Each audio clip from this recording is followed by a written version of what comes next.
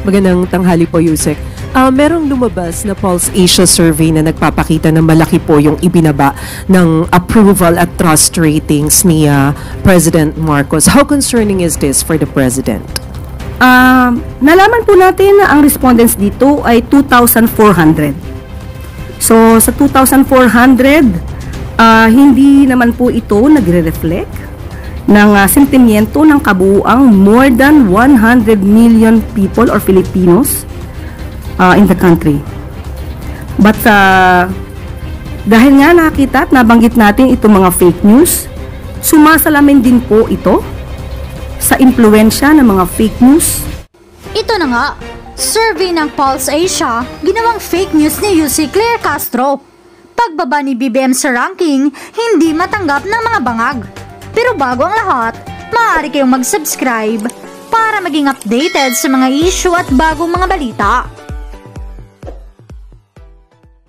Hindi nga lubos matanggap ng kampo ni BBM ang resulta ng Pulse Asia survey nitong March 2025 nang bumaba si BBM sa nasabing survey.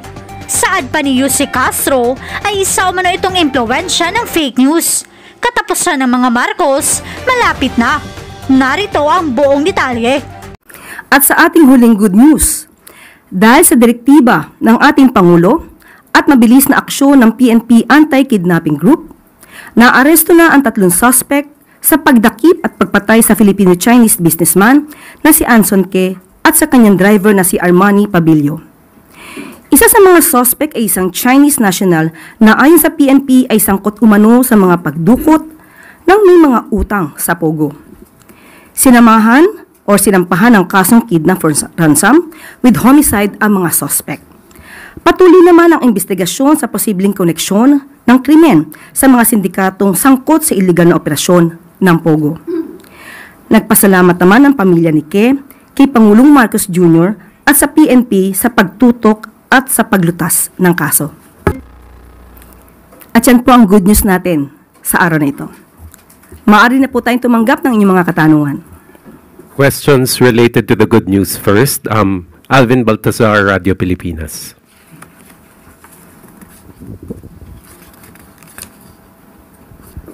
Good afternoon po. In connection doon sa third good news natin, following the arrest of the three three suspects in the kidnapping slay case, the Philippine National Police has formed a joint anti-fake news action committee to reinforce its commitment to truth in information. Does the Palace agree with the move of the Philippine National Police that there are efforts of misinformation and disinformation that threaten public trust, peace, and national stability? Yes, opo. Napakaganda po niyang gagawin. Dahil kanina lamang po ay nagkaroon po tayo ng pag-meeting kasama po ang CDICT Secretary Aguda, kasama po ang Pangulo at pinag-uusapan po kung paano talaga pong mapapahinto itong fake news. Kamakailan lamang po ay nalaman din natin itong good news natin na nahuli na nga po ng PNP Anti-Kidnapping Group ang 3 suspect dito sa nasangkot sa kaso na ni Mr. Ke. Pero meron pa rin mga fake news peddlers na nagsasabi na ang mga nahuli daw ay mga fall guys lamang. Ito ay hindi maganda na mula sa mga fake news peddlers o sa ibang mga tao nagsasabi na ang ibinabalita mismo ng gobyerno at ng mainstream media ay fake. Kaya lahat po tayo, hindi lamang po ang pamahalaan, hindi lamang ang administrasyon, pati po kayo lahat sa mainstream media at mga responsible social media content creator. Magtulong-tulong po tayo nasupuin ang fake news na ito. Dahil sabi nga natin, kapag ang fake news ay lumaganap, mismo sarili nating pagdidesisyon ay maaari na tayong magkamali dahil ito ay impluensya lamang ng fake news. Ace Romero, Philippine Star.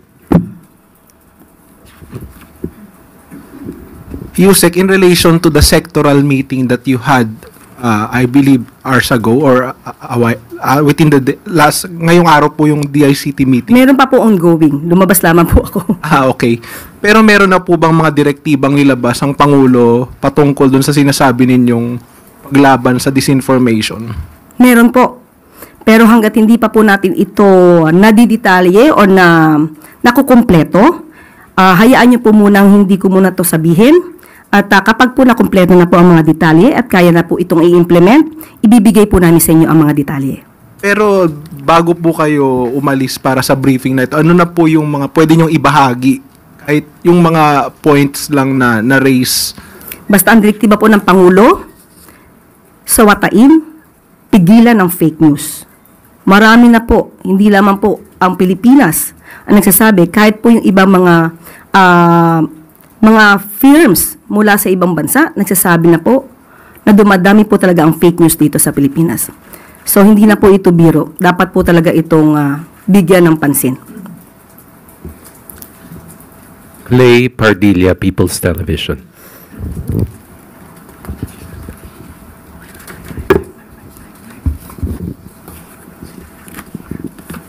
Good morning po, Yusek Claire. Connected po ito sa question. Ito naman po ay sa fake accounts. Kong Dong Gonzalez and JJ Suarez expressed alarm over a report by Reuters that 1/3 of social media accounts discussing Duterte's ICC case were fake. The report claimed ghost accounts and paid influencers were part of an organized effort to defend Duterte and shape public opinion before the elections. Where does the palace stand on this report, and when will users start seeing the results of government's efforts against the surge of fake accounts? Katulad ng aking nasabi, we just had a meeting, sectoral meeting a while ago, and there is still ongoing meeting with the President. So, kung ano man po yung detalye po, ang masasabi ko lamang po, madiin po ang direktiba ng ating Pangulo na sawatain, pigilan ang fake news. Hindi po ito nakakaganda sa gobyerno, hindi po ito nakakaganda sa ekonomiya, at hindi rin po ito nakakaganda sa taong bayan. Sam Medinilla, Business Mirror. Hey, good morning, ma'am. In relation, ma'am, regarding dun sa sectoral meeting with the President at the ICT this morning, bukod po sa fake news, may other matters pa po ba na pag-usapan? Like internet connection enhancement or cybersecurity during po dun sa sectoral meeting? Thank you po. Meron po. Ang pinag-uusapan din po natin ay magkaroon ng magandang connectivity. Isa po ito sa proyekto ng ating Pangulo. Pero kung ano man po yung ibibigay natin na magandang serbisyo para sa taong bayan, hindi ko po muna ibibigay yung pinakadetalye. Siguro by June ay mararamdaman na po ito ng taong bayan. Pero hindi ko muna po sasabihin yung mga detalye. Thank you po, ma'am. Christian Yosores, Radio 630. Hi, Yusek. President Marcos has been vocal sa kanyang position sa claims ng gobyerno at ng Pilipinas sa West Philippine Sea. Ano po yung naging reaction niya doon sa balita nga po na lumabas na sa Google Maps yung West Philippine Sea? Definitely po, masaya po ito. Nakakatuwa po ito. Parang kung di po tayo nagkakamali ay last week pa po ito na balita, kaya po alam namin kung gaano po yung kasiyahan, hindi lamang ito para sa atin, no? Para ito sa buong bansa. Masaya na makilala ang West Philippine Sea, kahit na ang iba ay sinasabing gawa-gawa lamang daw ang West Philippine Sea. Muli, dahil nagkaroon ng pagkilala sa isang platform katulad po ng Google Maps, ito po ay isang ipinagpupunyagi po natin dahil isa to ay sa pagkilala ng West Philippine Sea ay sa atin. Moving on to other news, Maricel Halili, News 5. Magandang tanghali po, Yusek. Merong lumabas na Pulse Asia survey na nagpapakita na malaki po yung ibinaba ng approval at trust ratings ni President Marcos. How concerning is this for the President? Nalaman po natin na ang respondents dito ay 2,400. So, sa 2,400, hindi naman po ito nagre-reflect ng sentimiento ng kabuuang more than 100 million people or Filipinos in the country.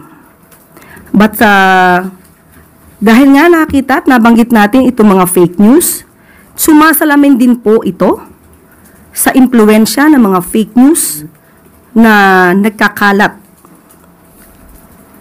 Katulad na sinabi, meron ng findings na nabanggit ang Reuters at ito ay galing sa isang Israel-based data intelligence firm or disinformation security firm. And I quote, "The level of coordinated disinformation seen in the Philippines was far above the typical 7% to 10% range of online conversations globally about highly sensitive or polarizing issues."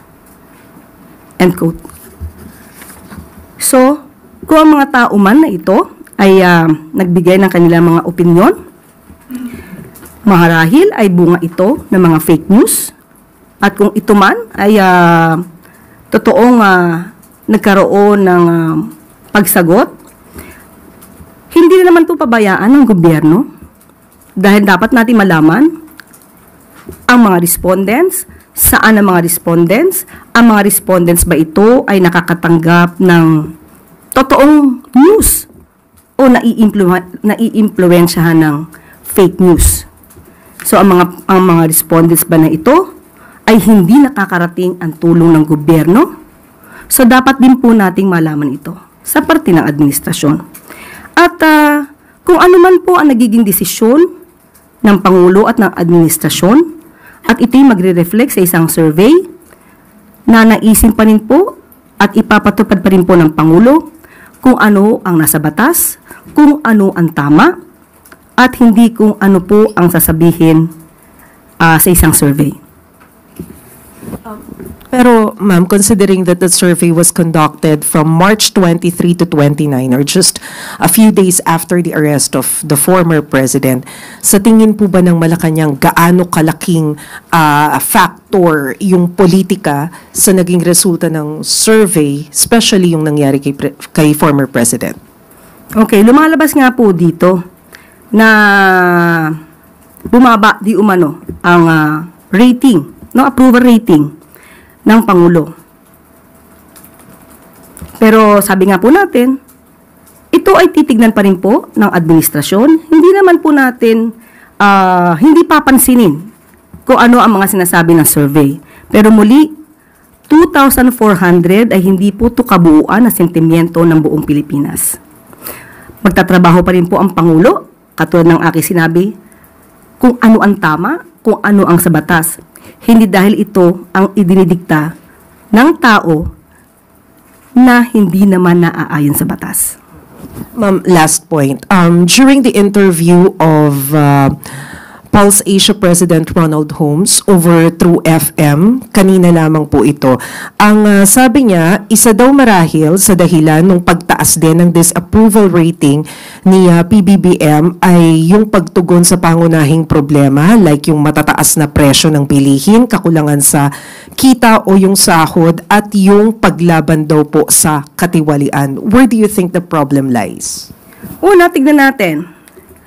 Nabanggit na natin, nagpakita na po tayo dito, nakausap na rin po natin at natanong po ninyo ang mga heads po ng ibang mga departamento patungkol po dito. Halimbawa po yung walang gutom program. Kaya nga, ang tanong po natin dito, 2,400, nakakarating po kaya ang serbisyo ng gobyerno? Pangalawa po, sinasabi po natin, diba, na walang trabaho. Yung tungkol sa sweldo. Binanggit na rin po natin ang direktiba ng Pangulo patungkol po sa pagtaas ng sweldo sa pamamagitan po ng regional tripartite. So, hindi po yan tinulugan ng Pangulo. Yan po ang direktiba para po tumaas ang sweldo ng ating mga kababayan. So, kung saan man nanggagaling po itong opinion ni Holmes, Mr. Holmes, okay? Yan ay kanyang opinion. Siguro mas maganda rin po na malaman niya kung ano ba talaga yung katotohanan. Baka po kasi nasasapawan ng good news ng mga fake news. Salamat, ma'am. Maurice Umali, GMA Integrated News. Good afternoon, ma'am. Ma'am, before I proceed to my question on kidnappings, may I just do a follow-up question on the question of Maricel?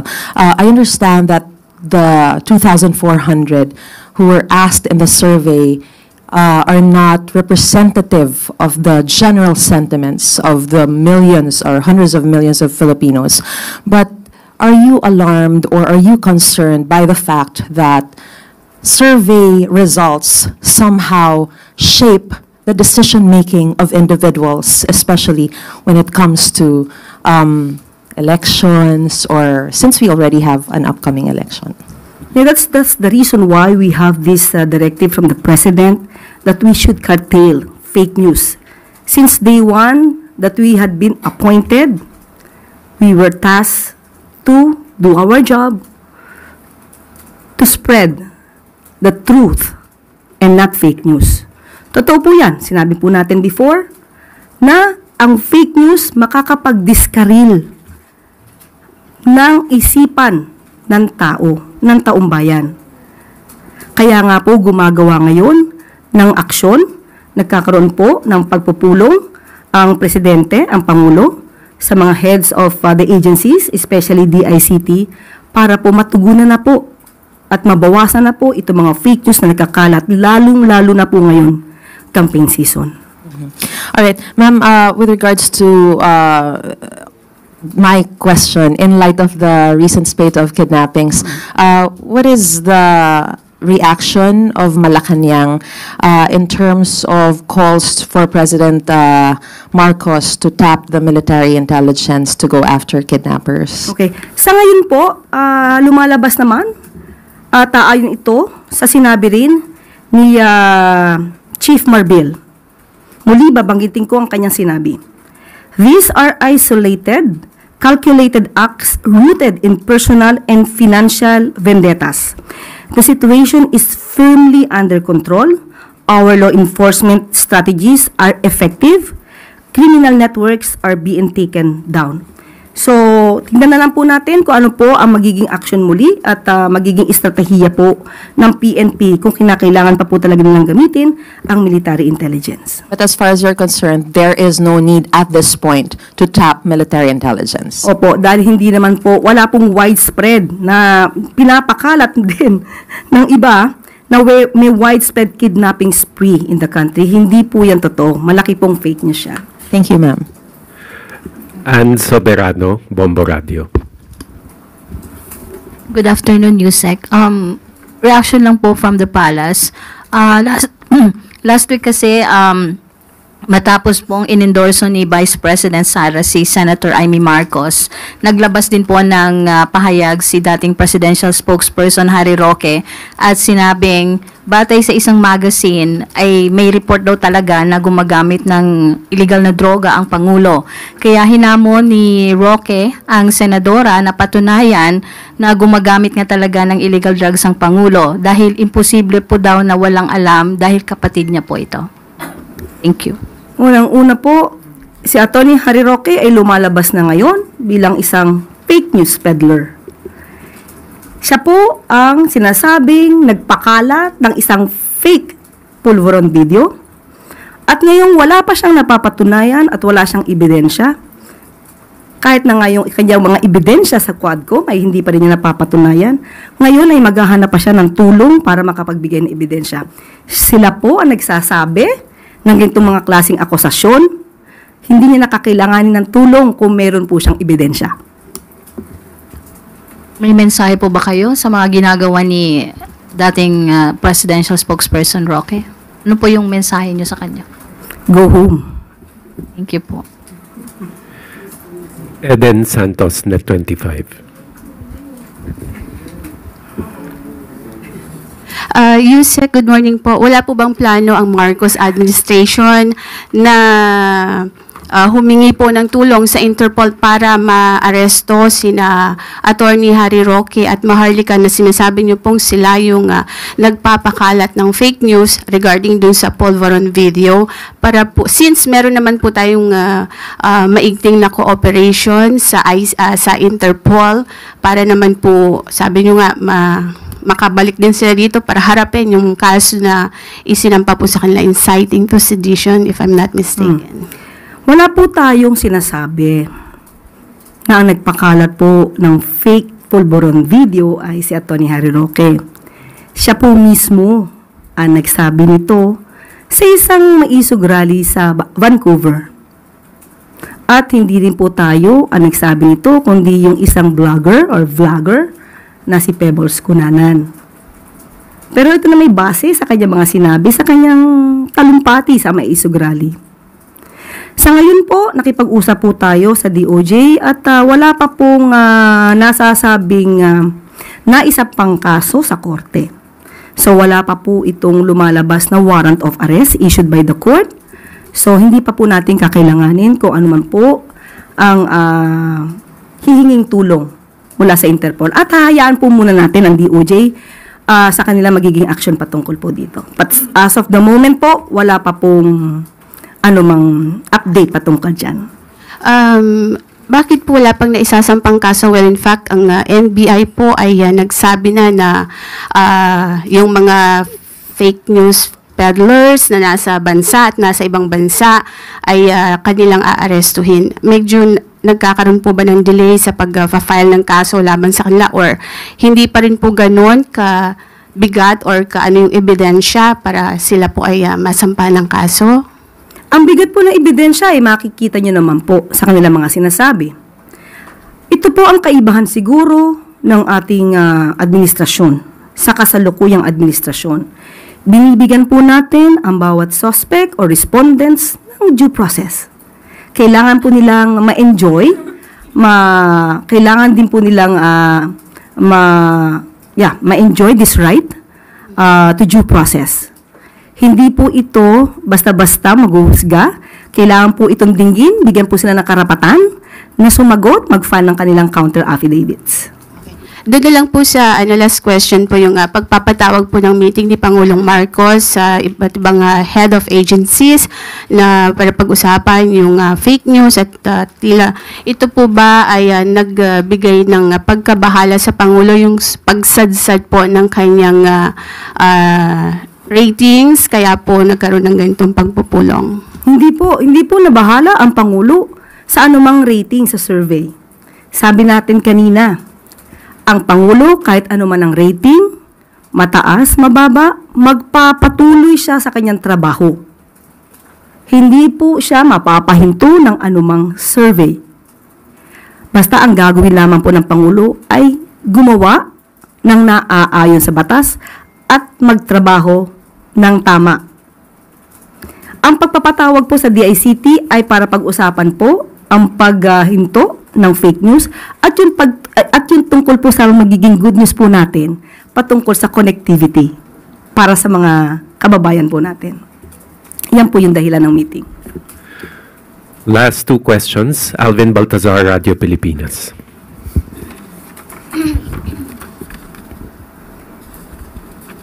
Yusek, any update po doon sa dapat sana ay meeting ni Secretary Frederick Go sa US Trade Representative para ma-negotiate yung free trade agreement between the Philippines and the US. Yes. Nagkausap po kami kaninang umaga at sinabi po niya na ang kanilang plano na pagpunta po sa US ay first week of May.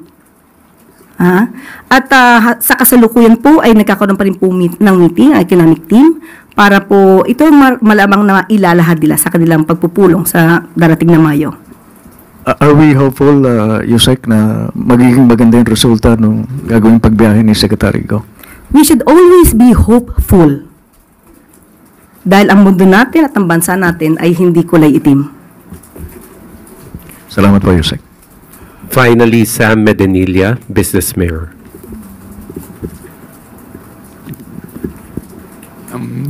Good morning, ma'am. Meron pong mga senatorial candidates na nagpo-propose na mabalik po yung kapangyarihan ng NFA sa pagbili ng bigas po. Meron na po bang proposal yung economic managers or economic team pagdating doon sa legislation para ma-implement yung proposal na yun? Actually po, matagal na po nagkaroon ng proposal ang administrasyon para mabigyan po ng sapat na kapangyarihan ng NFA. Gusto natin ipabatid na kapag po nabigyan natin ang karapatan ng NFA na makapagbenta ng diretsyo sa taong bayan at makontrol ang presyo ng bigas, hindi po tataas ng ganito ang presyo ng bigas. Dahil sa kasalukuyan po, because of the rice tarification law, na ang author ay si Senator Cynthia Villar, ay ang nag-i-import po dito ay mga private companies. Hindi po nahahayaan ang government na mag-import. Kung government sana through NFA, government to government, mas maganda po ang tsansang mabigyan po tayo ng mas murang presyo para po maibigay din natin sa taong bayan. Dahil dito sa rice tarification law, nawalan po ng kamay ang NFA at pati po ang pag-regulate ng presyo ng NFA ay hindi na po na ipapasatupad. Ang nangyayari po ngayon ng NFA, makakapagbenta lamang po sa Kadiwa, sa FTI, sa LGU. So yun po ang hindi maganda sa provision na ito. Kaya po noon pa po hinihiling ng administrasyon na magbigay po ng power, magkaroon ng amendments ang RTL patungkol po sa karapatan at authority at power ng NFA. Pero ito ay hinadlangan po ni Senator Cynthia Villar. So, kayo na po ang mag-research kung paano ba napapakinabangan ng mga importers. Alamin niyo na rin po kung sino ba ang malalakas mag-import ng bigas. Thank you, Yusek. Follow-up question lang po. May mga lawmakers na po kayang nakipag-coordinate sa Malacanang para i-push yung legislation at kailan po kaya balak ng Palas na i-push yung legislation? Sa 19th Congress or sa next Congress? Malamang sa next Congress na po kasi magkakaroon muli. Dahil nga po ito ay nahadlangan ni Senator Cynthia Villar. Magkakaroon muli propose amendments para po magkaroon muli ng authority, power, and NFA. Ito naman po ay para sa taong bayan, para po ma-regulate natin ang presyo ng bigas. Kung may problema man po sa sinasabing NFA, sa mga nagpapalakad, hindi po ba dapat ang tanggalin ay yung mga NFA na pinagdududahan, ang kredibilidad at integrity, hindi ang power ng NFA? Thank you po. Thank you, Yusek Claire.